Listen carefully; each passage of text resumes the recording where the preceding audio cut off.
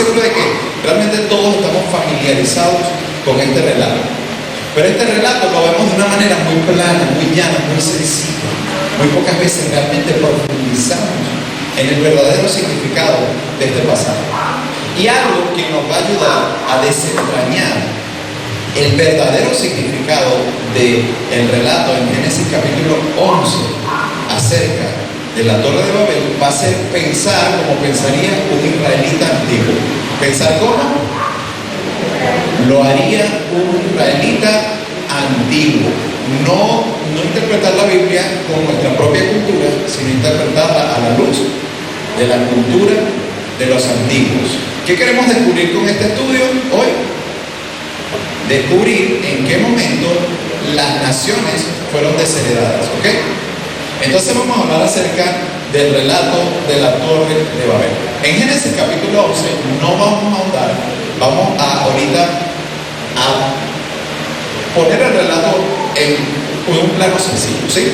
En un plano muy simple, para después profundizar en lo que queremos llegar.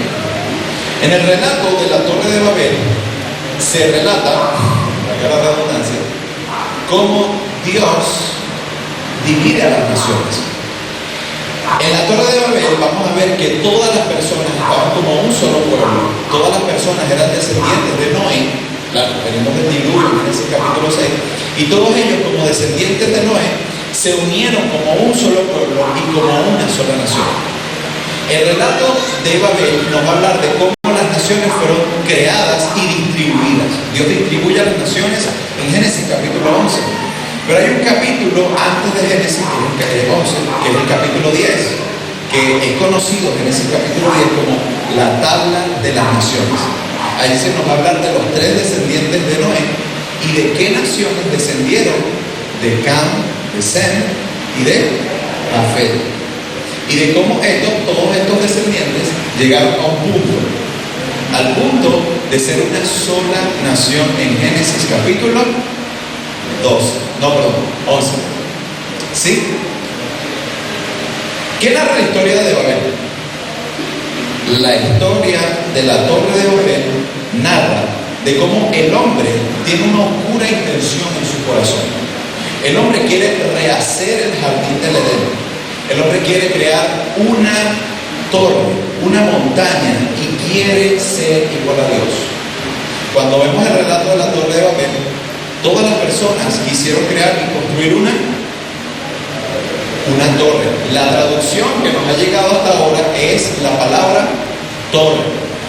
Pero quiero que piensen en una pirámide. Antiguamente, ¿cuáles eran las construcciones más grandes y altas que habían construido las personas? Las pirámides. Y este es el concepto que tiene un israelita al leer esta historia. Todas las personas se reunieron en torno a la tecnología del ladrillo y decidieron crear una torre que llegue hasta el cielo, por si Dios nos esparce. Queremos llegar o hacer una torre que llegue hasta el cielo, pero sabemos que las torres que construyeron en ese momento, las pirámides, no son tan altas para llegar al cielo, es imposible, ¿sí o no? Pero dentro de la cosmovisión de los israelitas, ellos no estaban pensando alcanzar este cielo visible, sino que por medio de la pirámide ellos iban a alcanzar el cielo donde habita Dios. Incluso la palabra Babel en el asirio antiguo significa huerta de los dioses. Qué interesante, ¿no? Ahora, la construcción de la torre no es meramente un relato aislado. Realmente es muy importante dentro de la cosmovisión bíblica israelita, porque lo que entendemos hoy como una torre para los antiguos era una pirámide o zigurat, ¿sí? Los zigurat eran una montaña donde el hombre se conectaba con Dios. En la cultura mesopotámica, en la cultura egipcia, en la cultura mesoamericana, en las culturas indias y en las culturas chinas, donde hay pirámides, en todas las culturas tienen en común que la pirámide era un lugar de conexión entre lo celestial, lo espiritual y lo ¿qué? Y lo terrenal. Así veían los antiguos a las pirámides y de esa manera se acercaban a ellas, ¿sí? Entonces, volvemos al relato de la Torre de Babel. la intención del corazón del hombre al crear la torre, ¿cuál era?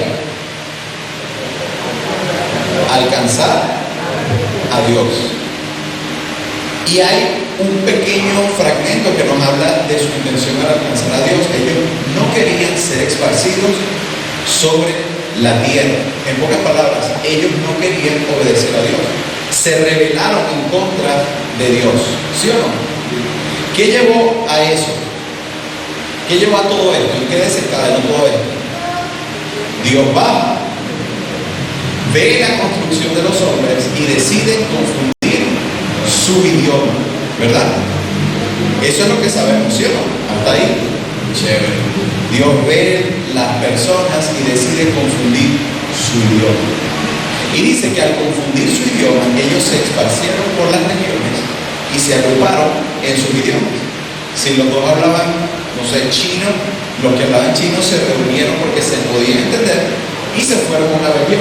Y así sucesivamente con los distintos idiomas. Pero nuevamente pensando en el corazón del hombre, ¿qué quería llegar a ser el hombre? Alcanzar a Dios y rebelarse en contra de Dios.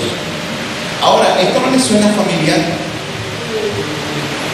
Alguien no quiso hacer esto antes, quiso llegar al trono de Dios, ocupar el trono y ser semejante al Altísimo. Satanás, ¿verdad? Eso lo tenemos en en Isaías capítulo 14, que nos habla de Satanás queriendo usurpar el trono de Dios y sentarse en él. ¿Quién creen ustedes que está detrás de la intención del hombre en construir esta torre y rebelarse de esa forma en contra de Dios? El mismísimo, El mismísimo. Pero muy bien, llegamos a la Torre de Babel, Dios confunde los idiomas y por fin llegamos a este punto. Dios crea a las naciones. Ya sabemos que todas las naciones provienen ¿de dónde? De Dios. ¿En qué capítulo lo vemos? Génesis capítulo 11. Ya respondimos una pregunta. Las naciones las crea Dios, Génesis capítulo 11. Incluso el siguiente capítulo, Génesis capítulo 12, ya existen naciones y Dios saca a Abraham de una nación que se llama Ur. Bueno, esa es la zona es Ur de los caldeos, pero la zona realmente se llama Sinar, Babilonia, precisamente de donde acaba de acontecer el capítulo 11. Tenemos otra pregunta en mente que vamos a responder hoy. ¿En qué momento Dios deshereda a las naciones? Si en este momento las crea, ¿cuándo las naciones son desheredadas y vienen a ser rebeldes contra Dios? Esa es la otra pregunta que vamos a responder ya. ¿Sí? Hay un pasaje en Deuteronomios capítulo 32. Yo tengo la versión NTV. Deuteronomio 32, 8 al 9 dice así: recuerda los días pasados, piensa en las generaciones anteriores, pregúntale a tu padre y él te informará, averigua con los ancianos y ellos te contarán. Cuando el Altísimo asignó territorios a las naciones, cuando dividió a la raza humana, escuchen bien, fijó los límites de los pueblos según el número de su corte celestial.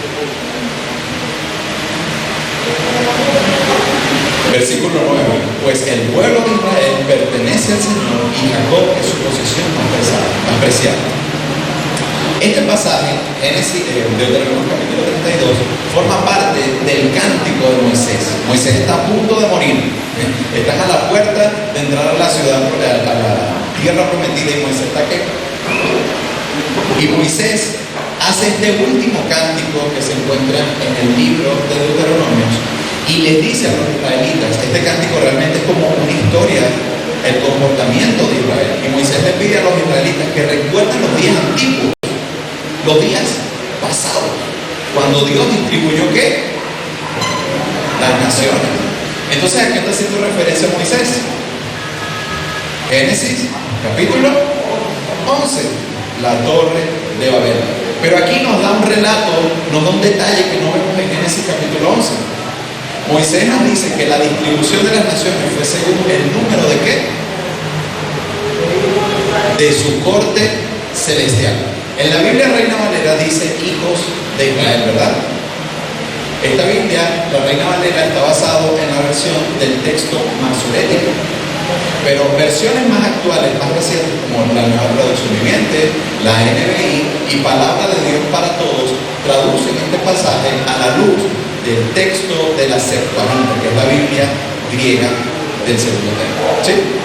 Y en la Biblia griega traduce este pasaje de esta forma: Dios distribuyó las naciones según el número de su corte celestial.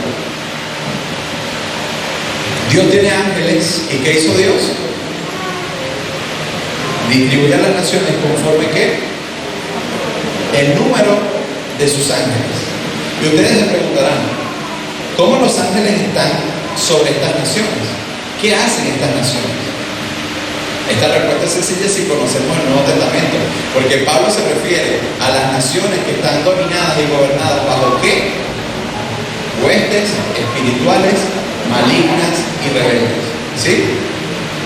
Los poderes, las potestades, los principados, todos estos son términos de gobierno que Pablo usa en el Nuevo Testamento para referirse a quiénes, a los seres espirituales. Incluso en el libro de Daniel, Daniel está orando y ayunando, y de repente llega un ángel de Dios y le dice: disculpa, Daniel, el príncipe de Persia me detuvo. ¿Han leído ese pasaje? Pero aquí estoy para darte el mensaje de la profecía que Dios te va a llegar. Si ustedes no me creen, hay otro pasaje paralelo y ya voy cerrando. Está en Deuteronomio capítulo 4, versículos 19 al 20. Deuteronomio 4, 19 al 20. Además, cuando miren hacia los cielos y vean el sol, la luna y las estrellas y todas las fuerzas del cielo, no caigan en la tentación de rendirle culto. El Señor su Dios se las dio a todos los pueblos de la tierra. Deuteronomio 4, 19 y 20 dice que a los israelitas, cuando vean el cielo, las estrellas, el sol y la luna, no hagan ¿qué? No les rindan culto. ¿Pero por qué no les rindan culto? Porque Dios entregó eso a la adoración de las naciones. ¿Cómo veían los antiguos israelitas a los seres espirituales? ¿Cómo lo veían? Como el cielo. Ellos cuando pensaban en las estrellas, pensaban en los seres espirituales. Y en muchos pasajes de la Biblia, como en Job también, se nos narra que las estrellas de Dios son los seres espirituales y Dios los conoce a cada uno y les tiene un nombre a cada uno. Entonces, Dios le está diciendo a los israelitas: no adoren a los seres espirituales que ven en el cielo, porque su Dios se los entregó a todas las naciones de la tierra. ¿En qué momento Dios deshereda a las naciones? En Babel. Dios divide a las naciones y Dios deshereda a las naciones en el relato de la torre de Babel. Pero estos dos pasajes que acabamos de leer, Deuteronomio 4 y Deuteronomio 32, el versículo final nos relata que aunque Dios entregó a todas las naciones, a los seres espirituales, Dios se reservó una nación. ¿Qué nación? A Israel. Y ya para cerrar, les leo aquí. Como ya vimos, el plan de Dios es que todas las naciones le alaben y exalten su nombre, que todas las naciones de la tierra le pertenezcan. Eso está en Salmo 82:8. Pero recién acabamos de ver que en Babel Él las desheredó y esparció a los rebeldes, tanto humanos como espirituales. Mi pregunta es: ¿cómo hará Dios para traer nuevamente a las naciones hacia sí? ¿Cómo va a ser Dios para traer nuevamente a todas las naciones hacia sí mismo?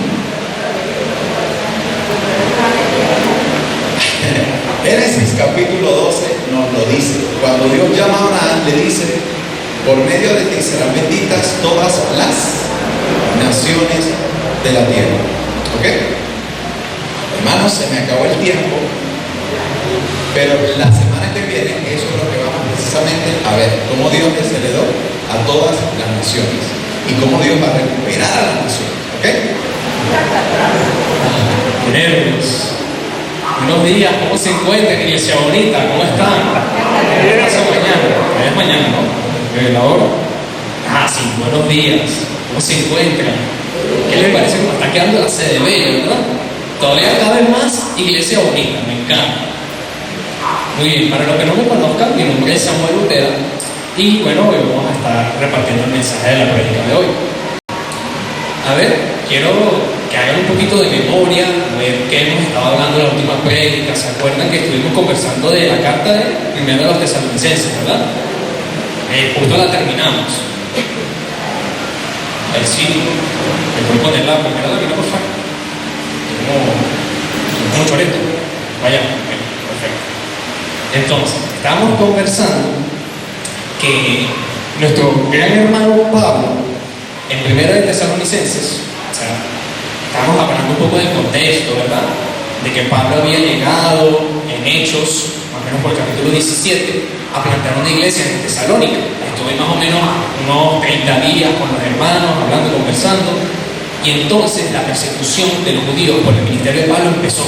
Pablo tuvo que huir de Tesalónica, tuvo que dejar a los hermanos, concha, la iglesia que acaba de plantar, que les habían sido queridos como unos hijos, y tuvo que irse corriendo hasta Berea. Entonces, después Pablo se va hasta Atenas y le llegan, digamos, una información de que en Tesalónica hay una persecución durísima contra la iglesia.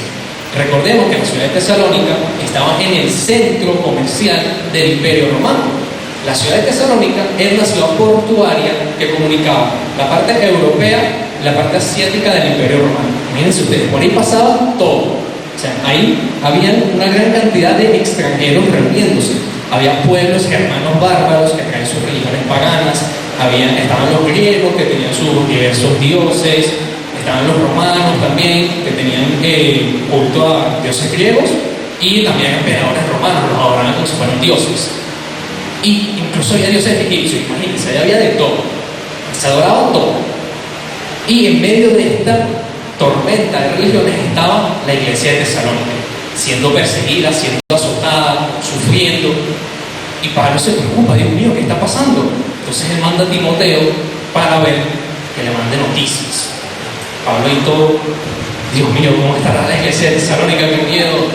Entonces cuando viene Timoteo, Pablo ya ahí todo destartalándose, Timoteo le dice: mira, Pablo, la persecución en Tesalónica está fuerte, pero los hermanos están todavía más fuertes en su fe, están firmes en el Señor. O sea, imagínense ustedes que incluso estaban muriendo hermanos y ellos sí que todavía seguían firmes en su fe, pero también tenían preocupaciones, tenían dudas. Recordemos que es una iglesia joven. Ellos habían transmitido a Timoteo, ¿qué pasará con estos hermanos que murieron? Y entonces Pablo le manda la primera carta a los tesalonicenses para agradecerles y felicitarlos por su fe y por mantenerse firmes en la tribulación, y para responder sus dudas. Les explica lo que iba a pasar o lo que pasó con los hermanos que estaban muriendo en su fe, sobre el día del Señor, sobre cómo se iban a levantar los muertos, que tenían que preocuparse. Y también perfecto, sí. También había unos ciertos problemas que estaban pasando a la iglesia de Tesalónica. Había unos hermanos que no querían trabajar. Después de que Pablo les había dicho: el día del Señor está cerca, los hermanos dijeron: si Dios está cerca, ¿para qué trabajar? Agarraron sus herramientas de construcción, las lanzaron por el balcón y se fueron a simplemente esperar al Señor. Dejaron su vida normal y dijeron: ¿qué importa? Dios viene mañana. Jesús viene mañana mismo, ¿vale? Jesús viene en 2 horas, ¿para qué voy a trabajar? No, vale. Entonces, obviamente, eso era bastante desordenado. Esos hermanos no estaban trabajando, estaban viviendo de limosnas, de lo que le ofrecían a veces los romanos. Estaban viviendo desordenadamente, les dice Pablo. Y también les explica cómo tienen que vivir en esta carta a los tesalonicenses, la primera. Y les recuerda cómo Pablo, cuando estaba con ellos, él mismo trabajó. Él podría haberles pedido dinero para poder mantenerse mientras predicaba la palabra del Señor, pero él no quiso. Él quiso seguir el ejemplo de Jesús, de servir a los demás, de demostrarles cómo debe vivir un cristiano, de cómo debe trabajar y poder mantenerse a sí mismo para poder llevar la palabra, poder llevar para el Evangelio y no ser, digamos, una carga para sus hermanos en Tesalónica. Entonces, Pablo les deja esta carta, la escribió estando en Corinto, si no me recuerdo, y pasa un año más o menos, 1 año, 2 años, y Pablo vuelve a recibir un reporte de Tesalónica. Oye, ¿cómo están mis hermanitos? Entonces, miren, ahí está Tesalónica, ahí dice Salónica, también se llamaba así antiguamente. Entonces, estos hermanos, después de que Pablo recibe estas noticias, ponme la última, Sofía. No, la última de esta. Sí. Pablo se entera de que la persecución de los hermanos de Tesalónica se había puesto 3 veces peor de lo que ya estaba. O sea, si antes los estaban cazando, ahorita los están cazando como locos.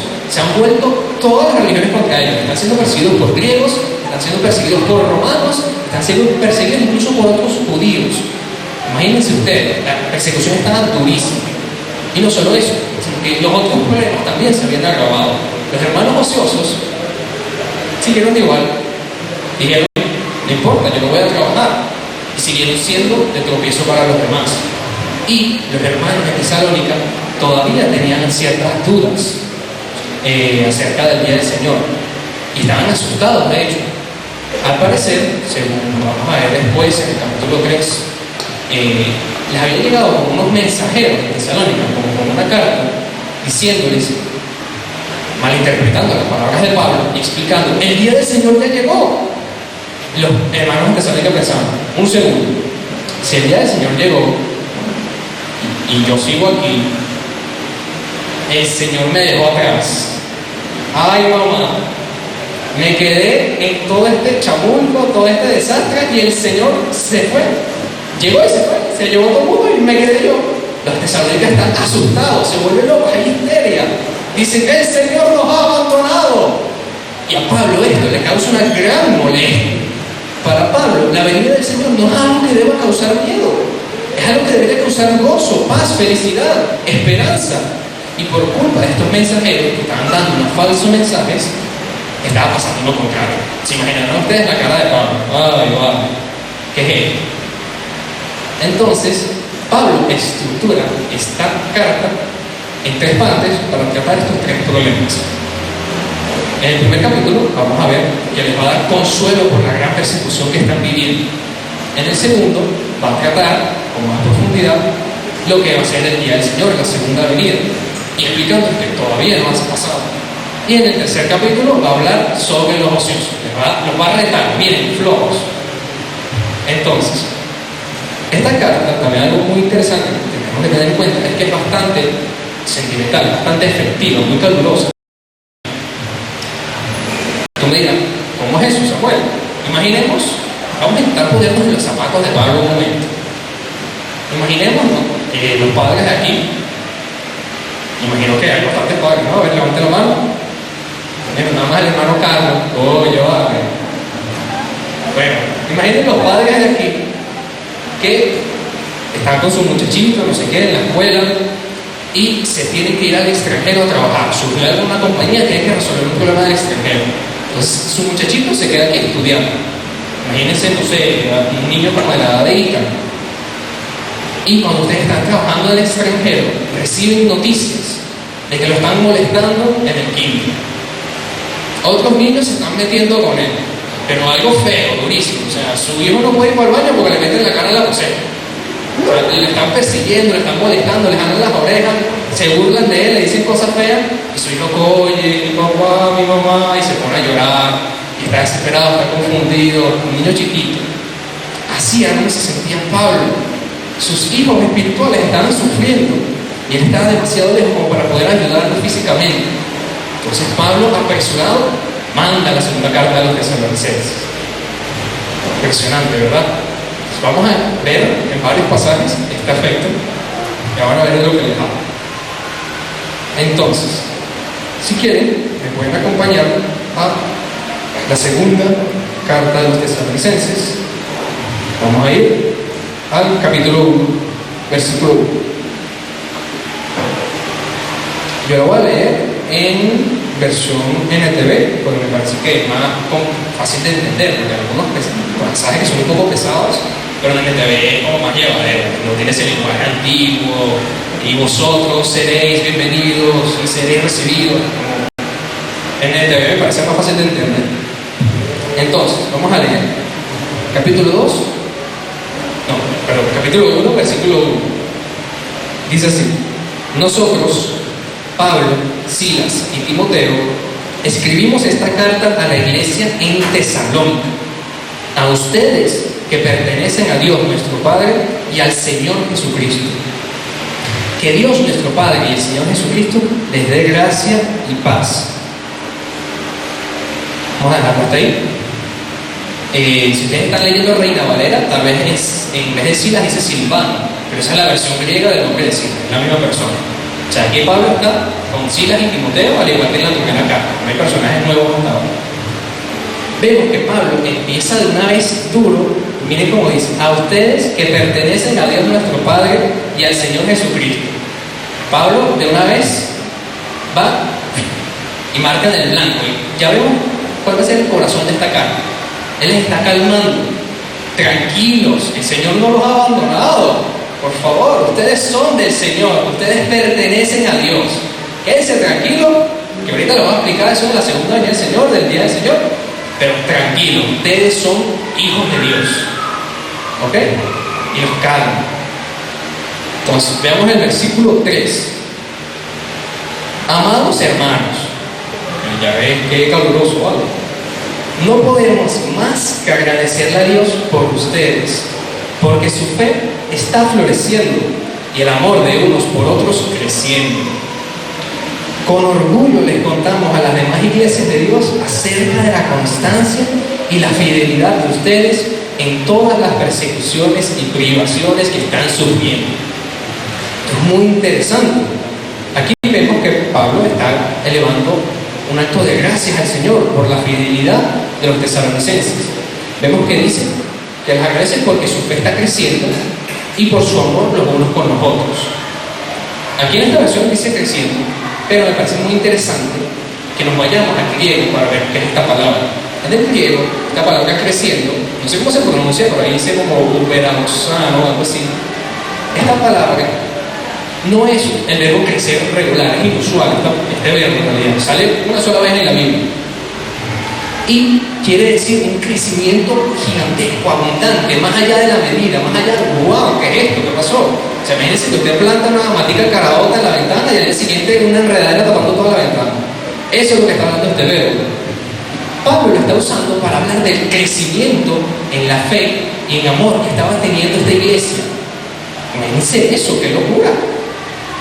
A medida que va creciendo la persecución, uno diría, seguro están aflojando un poquito en fe, ¿no? Está flaqueando. Pero es todo lo opuesto. Mientras más crece la persecución, el doble crece su fe. Imagínense eso, qué locura. O sea, es algo solo posible por medio de la mano del Señor. Es demasiado impresionante. Vemos que este crecimiento que está presentando la iglesia, incluso hace que Pablo se sienta orgulloso de ellos y hable de la iglesia de Tesalónica en otras comunidades cristianas. Dice, wow, miren el ejemplo que están poniendo los hermanos en Tesalónica, que los están persiguiendo, los están atacando, incluso algunos están muriendo. Ellos siguen fuertes, y no solo fuertes, sino que siguen todavía más fuertes que la última vez que estuve con ellos. O sea, debe ser impresionante lo que está pasando en la iglesia en Tesalónica, ¿verdad? Vamos a ver aquí en el versículo 5. Este versículo es muy interesante y da bastante para hablar. Entonces vamos a leerlo con atención. Vamos a ver aquí qué dice. Y Dios, versículo 5, y Dios usará esa persecución para mostrar su justicia y para hacerlos dignos de su reino, por el cual sufren. Wow. O sea, aquí Pablo les está diciendo, esta persecución no es simplemente una coincidencia, no es que pasó y ya. Esta persecución que ustedes están sufriendo, hermanos, tiene un motivo, tiene una razón de ser. Y Pablo les está explicando, vamos a ver. les está explicando que usará esta persecución para mostrar su justicia y para hacerlos dignos de su reino por el cual sufren. Ustedes me dirán, ¿cómo es eso? ¿Cómo en una injusticia se presenta la justicia de Dios? ¿Qué es esto? No entiendo. Y que es, digamos, un poco confuso, ¿no? Pero vamos a tener varias cosas en cuenta. Si quieren, acompáñenme, para los que están anotando también, a Romanos capítulo 8, versículo 28. Mientras vamos buscando, yo voy a hidratarme, porque el calor está bárbaro.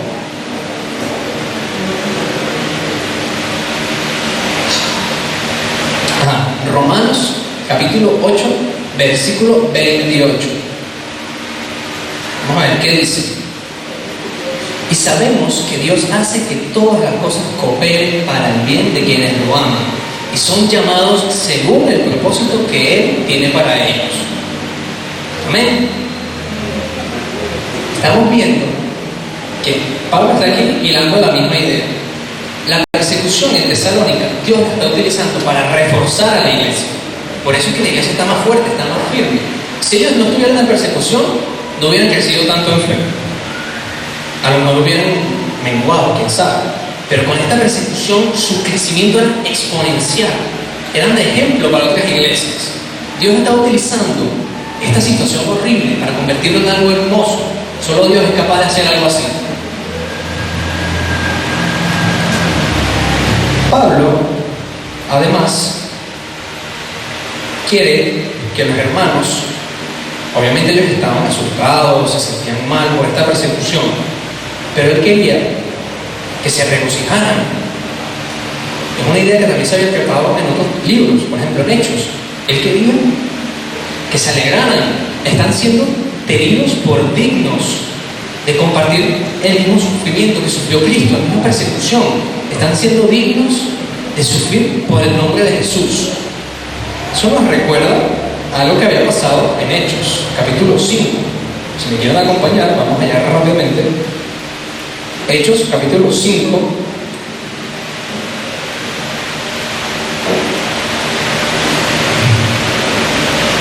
Vamos a leer el versículo 41. Aquí los apóstoles habían sido encarcelados y los habían azotado, bueno, pues, si les estuvieran dando un colchón para quitarle el polvo. O sea, los dejaron destruidos y después los liberaron. Veamos qué dice el versículo 41. Los apóstoles salieron del concilio supremo con alegría, porque Dios los había considerado dignos de sufrir deshonra por el nombre de Jesús. Imagínense esa actitud. Que van, te caen a palos con unos látigos que te dan esa espalda como si hubieran jugado ahí a tic-tac-toe, hubieran jugado 3 en raya en tu espalda y tú gozoso. Qué feliz estoy, ¿vale?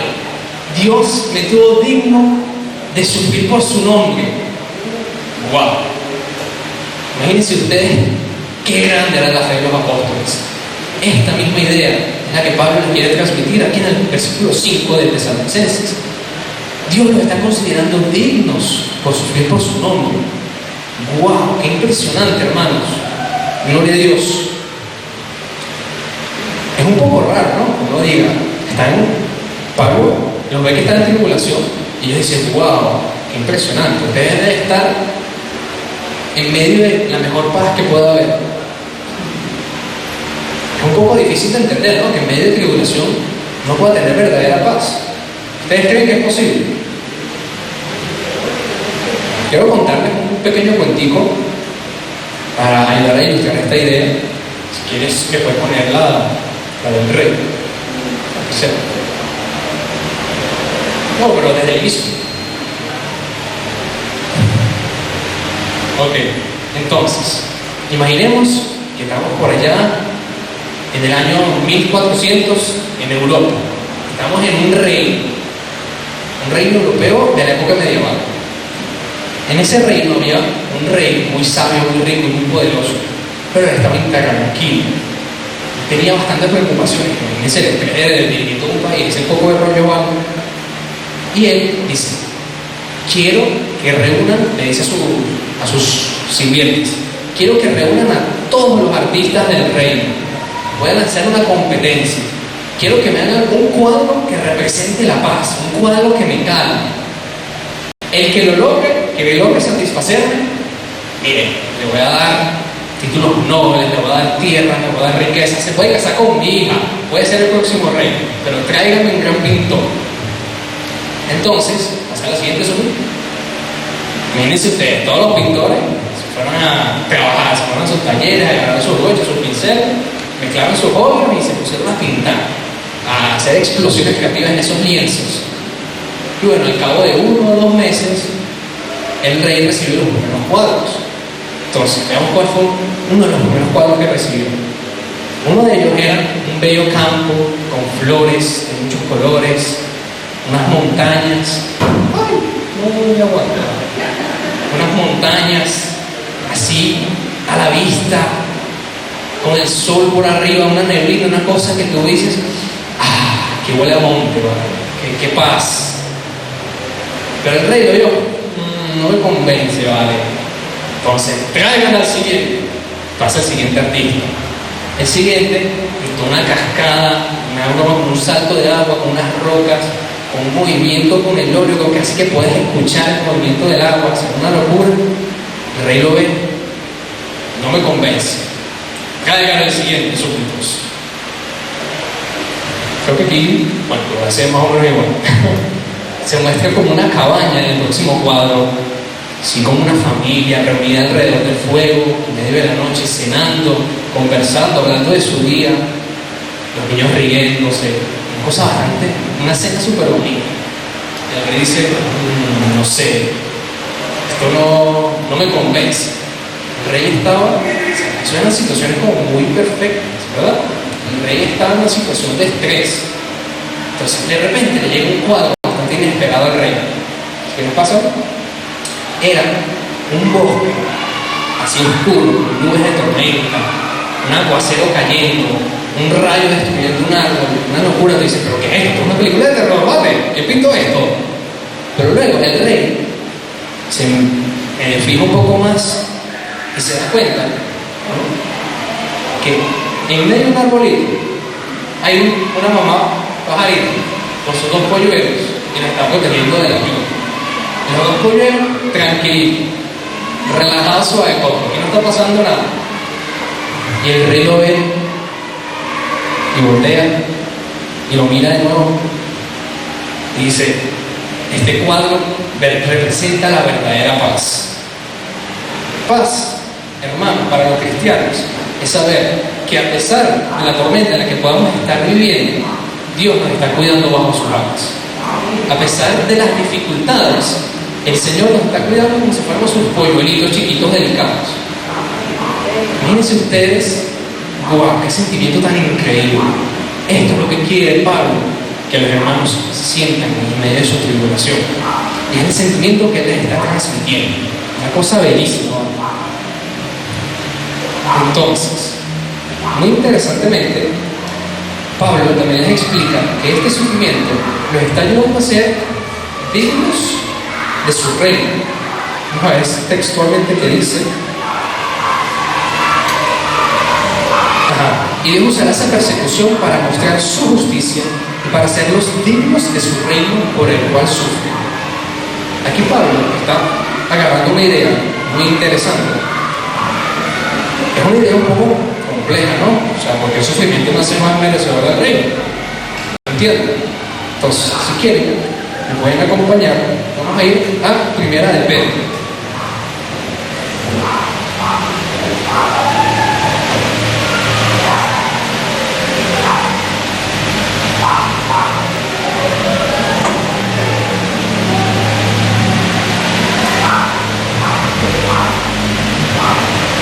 Vamos a ir al capítulo, ya me perdí.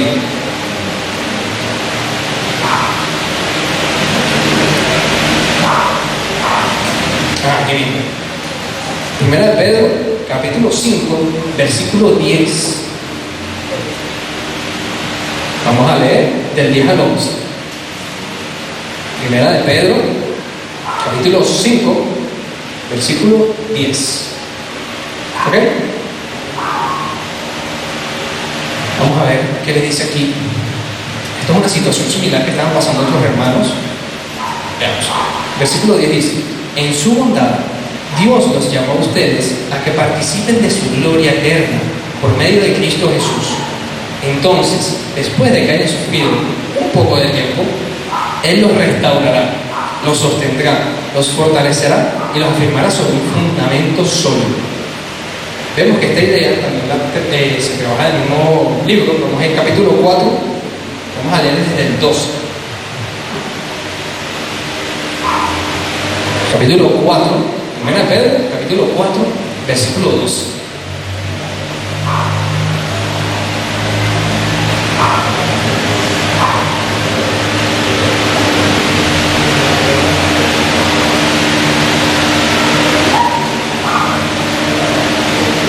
Muy bien, y leemos: queridos amigos, no se sorprendan de las pruebas de fuego por las que están atravesando, como si algo extraño les sucediera. En cambio, alégrense mucho, porque estas pruebas los hacen ser partícipes con Cristo de su sufrimiento, para que tengan la inmensa alegría de ver su gloria cuando sea revelada a todo el mundo. Si los insultan porque llevan el nombre de Cristo, serán bendecidos, porque el glorioso Espíritu de Dios reposa sobre ustedes. Sin embargo, si sufren, que no sea por matar, robar, causar problemas o entrometerse en asuntos ajenos. En cambio, no es nada vergonzoso sufrir por ser cristianos. Alaben a Dios por el privilegio de que los llamen por el nombre de Cristo, pues ha llegado el tiempo del juicio y debe comenzar por la casa de Dios. Y si el juicio comienza con nosotros, ¿qué terrible destino les espera a los que nunca obedecieron la buena noticia de Dios? Además, si los justos a duras penas se salvan, ¿qué será de los pecadores que viven sin Dios? De modo que, si sufren de la manera que agrada a Dios, sigan haciendo lo correcto y confíen en su vida a Dios, quien los creó, pues Él, digan conmigo, nunca les fallará. Qué impresionante, ¿verdad? ¿Cómo si Pedro les hubiera escrito esta carta también a los tesalonicenses? ¡Wow! O sea, es una situación casi que paralela a lo que están sufriendo estos hermanos. Entonces, Pablo les está explicando: hermanos, quédense tranquilos, que ese sufrimiento por el que ustedes están pasando los hace compartir el sufrimiento que pasó Cristo. Ese sufrimiento por el que ustedes están sufriendo, ese dolor por el que están pasando, los hace ser copartícipes del dolor que pasó Cristo. Ese dolor, imagínense lo que vivió Cristo Jesús en la cruz. Qué cosa tan horrible. Y Pablo les asegura: hermanos, este sufrimiento por el que ustedes están pasando es como una habitación oscura, silenciosa, fría. No sabes qué va a pasar después de que salgas a la siguiente habitación. Pero no se preocupen, que Jesús no nos va a mandar a ninguna habitación por la que Él no haya pasado ya. Fíjense ustedes, todo lo que ustedes están sufriendo, ya Jesús lo sufrió. Y sufrió mucho más, durísimo. Ustedes están sintiendo una pequeña parte de lo que sufrió Jesús. Este dolor no solo los hace sentir lo mismo que Jesús, sino que les demuestra a los demás: oye, qué loco, ¿vale? Estos tesalonicenses están sufriendo, los están matando, y ellos no insultan, no pelean. Ellos lo aceptan sumisamente, con paciencia. Este sufrimiento los ayuda a los demás a ver cómo es el reino de Dios, cómo es la vida de un cristiano. Su actitud frente a las tribulaciones les demuestra a los demás hermanos eso mismo, un gran ejemplo. Imagínense ustedes qué fuerte. Vamos a ver, si quieren, el versículo 6. Segundo Tesalonicenses, capítulo 1, versículo 6. En su justicia, Él les dará su merecido a quienes lo persiguen. O sea, Dios nos está diciendo que en la persecución, sí, están viendo que hay como un contraste, ¿no?, entre el versículo 5 y el 6. En el 5 tenemos que están sufriendo persecución los hermanos, pero eso demuestra la justicia de Dios. Y Dios los está purificando, los está haciendo dignos de su reino. Está sacando lo mejor de los cristianos de esta persecución. Les está haciendo crecer, los está haciendo fortalecerse del Señor. Y vemos que esa misma justicia en el versículo 6, ¿qué está haciendo? Él les dará su merecido a quienes los persiguen. Wow, esta misma justicia en el versículo 5 estaba purificando, en el versículo 6 está repartiendo lo que se merecen los perseguidores de la iglesia, aquellos que no creen en el Señor. Tenemos ese paralelismo ahí. En uno la justicia de Dios trae purificación, trae paz, y en el otro la justicia de Dios también trae castigo sobre aquellos que no lo obedecieron. Entonces podría preguntarse, ¿cómo la justicia de Dios puede hacer estas dos cosas? Si es la misma justicia. ¿Acaso Dios juzga distintamente a las personas? ¿Ah? Él discrimina para los juicios. ¿No, verdad? Lo que sabemos es que para los cristianos la justicia de Dios es un fuego que refina. Es como agarrar, como un herrero, como agarrar un pedazo de un mineral con muchas digamos, impurezas. Digamos que yo quiero agarrar un pedazo de hierro que agarré de la tierra, pero ese hierro tiene otros elementos, tiene calcio, tiene níquel, tiene muchas otras cosas. Entonces lo paso por fuego y lo martillo. Ese acto de pasarlo por fuego y martillar lo va a purificar. Esa es la justicia de Dios con los cristianos, un fuego purificador. Y para aquellos que no lo obedecieron, un fuego arrasador. Impresionante, ¿verdad? Qué fuerte, ¿vale? Quisiera cerrar con esa idea. O sea, fíjense eso.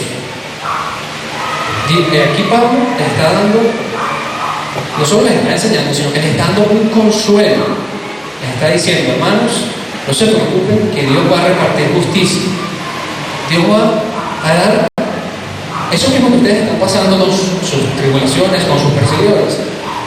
Dios lo va a devolver a aquellos que les están haciendo daño. No se preocupen que Dios es un Dios justo. ¿Ustedes creen que un mundo en donde el mal queda sin recibir justicia es un mundo de Dios, de un Dios justo? Dios, sabemos que Dios es justo, ¿verdad? Entonces, Dios no va a dejar esa maldad sin su debida paga. Súper impresionante.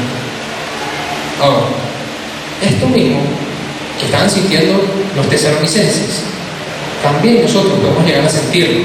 A veces estamos pasando por sufrimiento, estamos pasando por dificultades, a lo mejor en el trabajo, estamos preocupados porque no nos alcanzan las cuentas para manejar nuestro hogar. En las escuelas, en las universidades tenemos preocupaciones con materias, problemas con amigos, tenemos problemas por todos lados, ¿verdad? Una cosa horrible, durísima. Pero no se preocupen, que este mismo sufrimiento nos está haciendo partícipes con Jesús, con el sufrimiento que pasó Jesús. Imagínense ustedes qué glorioso es que Dios los tenga como dignos de sufrir por su nombre. Ese sufrimiento por el que nosotros pasamos y por el cual nosotros pasamos como cristianos glorifica al Señor. Dios se glorifica en nuestras vidas. Cuando la gente nos ve, oye, el jefe le acaba de hablar horrible y él no le respondió. Hay como algo distinto en él, ¿verdad? ¡Wow! ¡Qué impresionante! Y la gente se impresiona. ¿Qué es esto? Dios puede utilizar eso para que una persona se acerque y diga, amigo, ¿qué hay distinto en ti? ¿Por qué tú no te molestas con la gente que te grita, vale? ¿Por qué tú, coño, por qué eres tan chévere? O sea, imagínense que Dios puede utilizar toda esta situación horrible, todas esas cosas por las que pasamos, por las que lloramos a veces, todo ese sufrimiento lo puede utilizar para convertirlo en algo bueno, para el avance de su obra. Recordemos que no hay mayor satisfacción para un cristiano que ser un instrumento para la obra del Señor. Amén. ¿Verdad que sí? Entonces, hermanos, quiero que nos quedemos con esta reflexión, este mensaje, que así como los tesalonicenses están pasando por persecución, ¿cómo está su fe? Estaban en el suelo, estaban por el piso, cero. No, ellos están firmes, papá, duros. Tenemos que pensar como ellos. Recordemos que el Señor viene, hermanos. El Señor no nos ha abandonado. No abandonó a la iglesia de Tesalónica ni tampoco nos ha abandonado a nosotros. El Señor va a venir. Este sufrimiento, porque estamos pasando, es pasajero. Recuerden que nosotros, nuestra nacionalidad no es de este mundo. Nosotros somos peregrinos en la tierra. Nosotros no somos americanos, venezolanos, europeos. Nosotros somos de la nación celestial. Esa es nuestra verdadera patria. Aquí estamos de paso, nada más, para la obra del Señor. Cuando el Señor venga, vamos a poder finalmente ir a su reino. Y todo este sufrimiento se habrá acabado, hermanos. Quiero que hagan lo que Pablo le estaba diciendo a los tesalonicenses y esperen con gozo la venida del Señor, no con miedo. A veces cuando la gente escucha el nombre del libro de Apocalipsis, se asusta, ¿vale? Como que, oye, Apocalipsis, fin del mundo, ¿no?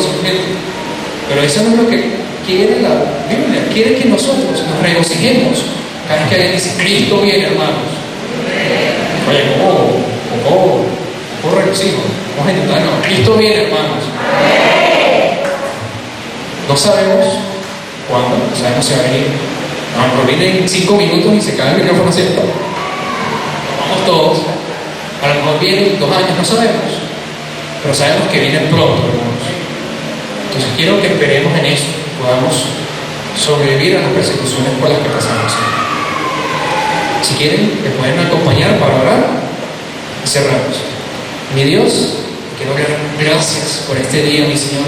Te quiero dar gracias por tu palabra, Señor.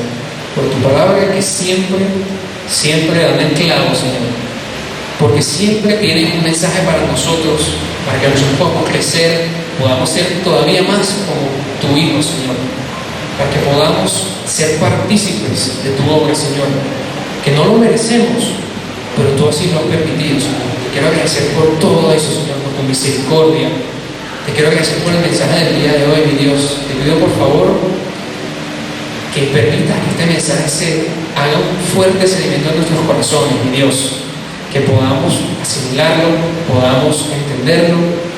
Por favor, danos sabiduría para entenderlo, Señor, para que podamos aplicarlo en nuestras vidas y podamos esperar gozosos en tu venida, Señor. Recordemos que aquello en lo que esperamos define cómo vivimos. Nosotros queremos esperar en ti, Señor. Queremos esperar y creer que tú vienes y queremos vivir conforme a ello. Queremos ser luz para el mundo, Señor. Te pido por favor que nos permitas hacerlo, que nos ayudes, que nos refines, Señor, para ser unas herramientas más eficientes para tu trabajo, que nos dejes hambre por predicar tu palabra a las naciones, a los vecinos, a cualquier persona que se nos pase por el frente, que nuestra vida sea un testimonio parlante de tu palabra, Señor. Te lo pedimos por favor, en el nombre de tu amado Jesús, para tu gloria y para tu honra. Amén y amén. Amén, amén. Aplausos por el Señor. Pero si es para el Señor, tiene que ser